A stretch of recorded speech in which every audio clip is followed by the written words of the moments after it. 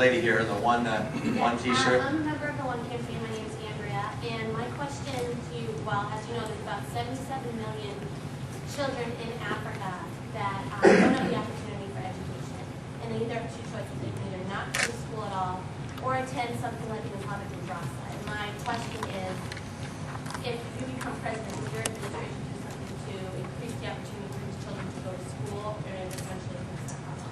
And let me step back, and the answer is yes, but let me step back and just talk for a minute about this threat of global jihad. We have responded as appropriate with military response. But ultimately, to win against the jihad, we're going to have to move the hearts of Muslims and strengthen moderate Muslims so they can reject the extreme. And so in a place like Nigeria, where in the capital there are good public schools, however, in the surrounding communities, my understanding is there are not, and there are madrasas, and they're being, in some cases, they're being taught doctrines of hate towards us and towards other people.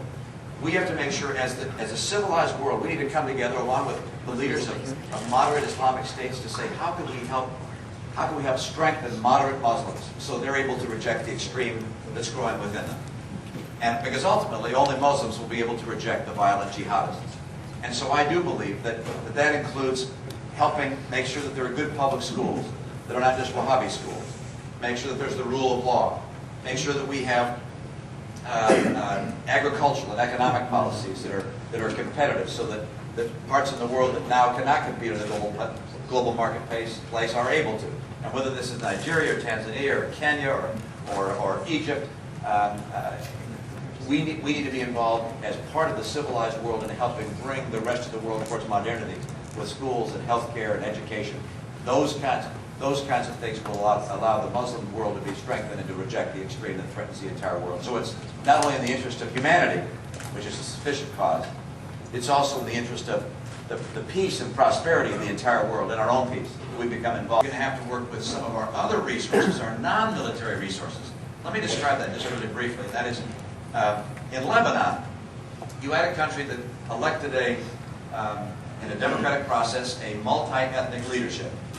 And while we were strengthening our military might, Hezbollah was providing health clinics and schools among the Lebanese.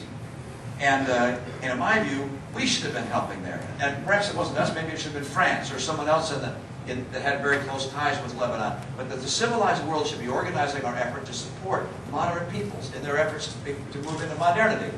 And we should have been helping with health clinics and with schools and with education and with agricultural economic policies and so forth to strengthen the government and the forces of modernity so that they can reject Hezbollah.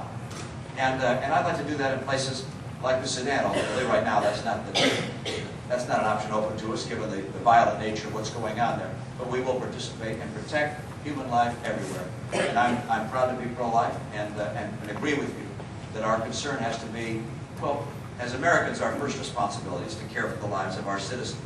But as humans, our responsibility is to care about the potential loss of life. Answer your question.